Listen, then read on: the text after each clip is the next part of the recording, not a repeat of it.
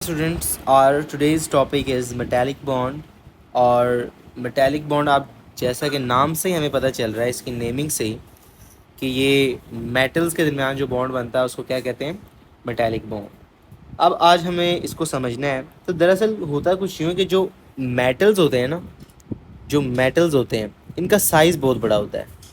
इनका साइज़ बहुत बड़ा होता है। बहुत बड़ा होने का मतलब क्या है? नंबर ऑफ शेल्स ज़्यादा होंगे। शेल्स ज़्यादा होंगे तभी तो बड़ा होगा ना, ठीक है। तो नंबर ऑफ शेल्स ज़्यादा होने का मतलब क्या है? आयोनाइजेशन एनर्जी कम होगी। आयोनाइजेशन एनर्जी क्या होती है कि जो हमें लास्ट इलेक्ट्रॉन को रिमूव करने के लिए, वैलेंस शेल के इलेक्ट्रॉन्स को रिमूव करने के लिए जो एनर्जी चाहिए होती है उसको हम कहते हैं आयोनाइजेशन एनर्जी। अब आयोनाइजेशन एनर्जी कम कैसे होगी इनके अंदर? क्योंकि न्यूक्लियस इनके ऊपर एक फोर्स ऑफ अट्रैक्शन लगा रहा है, ठीक है। तो जो न्यूक्लियस के करीब करीब जो शेल्स हैं, जो उनके अंदर इलेक्ट्रॉन्स हैं, उनके ऊपर न्यूक्लियस का जो होल्ड है वो ज़्यादा होता है। ऐसे ही है, ठीक है। तो आहिस्ता आहिस्ता जब तक ये यहाँ तक पहुँचेगा इस वैलेंस शेल तक, तो वो एनर्जी सारी की सारी यहाँ इन वाले शेल्स में यूज़ हो चुकी होती है जो उससे पहले होते हैं, ठीक है। और ये आयनाइजेशन एनर्जी हमने पहले बड़ी डिटेल में डिस्कस कर लिया हुआ है, ये तो मैं आपको सिर्फ रिवाइज करवा रहा हूँ, ठीक है।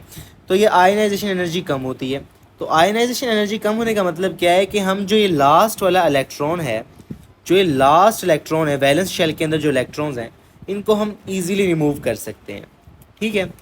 आयनाइजेशन एनर्जी कम होती है। कम क्यों होती है? क्योंकि वैलेंस शेल बहुत दूर है, उससे पहले शेल्स बहुत ज़्यादा हैं, साइज़ बहुत बड़ा है एटम का, इसलिए वैलेंस शेल तक न्यूक्लियस की जो पुल है वो बहुत कम होती है।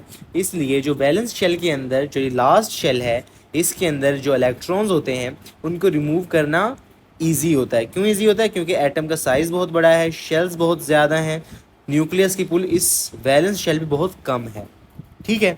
तो अब आपको पता है मेटल एक एलिमेंट कोई भी ले लें, उसके अंदर एक एटम तो होता नहीं है, मिलियंस ट्रिलियंस एटम्स होते हैं, ठीक है। तो अब अगर आप इसको ज़्यादा अच्छे से समझना चाहते हैं तो कुछ हम यूँ करते हैं। तो यहाँ पे मैं एटम्स के न्यूक्लियस को बना रहा हूँ, सेम एटम्स, ठीक है, ओके। अब ये एटम्स हैं जो इनके वैलेंस शेल है ना, वैलेंस शेल ये वाले, ये वैलेंस शेल के जो इलेक्ट्रॉन है वो रिमूव हो गए हैं, ठीक है।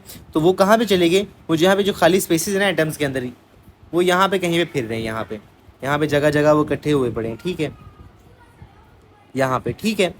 अब यहाँ पे जो इंपॉर्टेंट बात आपको पता होनी चाहिए, अब आप इसको समझ लीजिए बनाया क्या मैंने। ये लेट सपोज कोई एटम था, ठीक है, कोई एटम था, इसका जो वैलेंस शेल था उसके अंदर जो इलेक्ट्रॉन था वो रिमूव हो गया, रिमूव होकर मैंने यहाँ पे लगा दिया वो, ठीक है। तो सारे के अंदर मैंने जो नेगेटिव का साइन लगाया, ये इलेक्ट्रॉन को रिप्रेजेंट कर रहा है, ठीक है।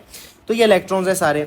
अब जो ये इलेक्ट्रॉन्स है ना, ये किसी एक स्पेसिफिक, किसी एक ख़ास न्यूक्लियस के साथ बॉन्डेड नहीं है, ये फ्री हैं, ये फ्रीली मूव कर सकते हैं, यहाँ जा सकते हैं, यहाँ जा सकते हैं, कहीं भी जा सकते हैं, ठीक है। और इनको हम क्या बोलते हैं? Free electrons, free moving electrons. Actually free, खाली फ्री इलेक्ट्रॉन बोलना गलत होता है, free moving electrons, mobile electrons आप इनको बोल सकते हैं, मोबाइल इलेक्ट्रॉन्स, ठीक है। तो ये कहीं भी जा सकते हैं, इसके अंदर ये फ्री टू मूव है, ये किसी एक न्यूक्लियस के साथ बॉन्डेड नहीं है, किसी इनमें से कोई भी जो इलेक्ट्रॉन है वो किसी एक ख़ास न्यूक्लियस से बॉन्डेड नहीं है। हालांकि ये जो नेगेटिव और पॉजिटिव दरमियान आपको पता है फोर्स ऑफ अट्रैक्शन तो होती है, ये जो नेगेटिव इलेक्ट्रॉन्स है ना, ये फोर्स ऑफ अट्रैक्शन को फील तो करते हैं, मतलब इनको पता चलता है कि फोर्स ऑफ अट्रैक्शन है, लेकिन ये किसी एक न्यूक्लियस के साथ यानी कि पॉजिटिव के साथ बॉन्डेड नहीं है, ठीक है। तो ये होती है मेटालिक बॉन्डिंग। और आपको पता है कि जो मेटल्स होते हैं वो good conductor of heat and electricity होते हैं।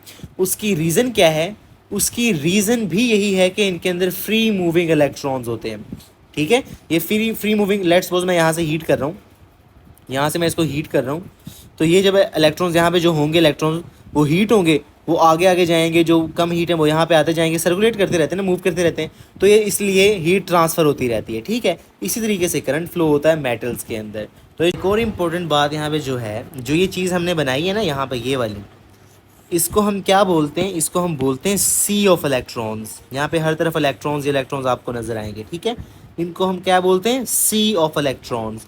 और जो इन इस पॉजिटिव और इस नेगेटिव के दरमियान जो फोर्स ऑफ अट्रैक्शन है, जो ये फील करते हैं, इस फोर्स ऑफ अट्रैक्शन को हम क्या बोलते हैं? मेटालिक बॉन्ड बोलते हैं। ठीक है, जो आज का हमारा छोटा सा एक टॉपिक था, मेटालिक बॉन्ड, इजी टॉपिक था और इसको हमने डिस्कस कर लिया है। आज के इस लेक्चर में हम इसको यहीं तक रखते हैं और इससे नेक्स्ट हम नेक्स्ट लेक्चर में कंटिन्यू करेंगे। ठीक है।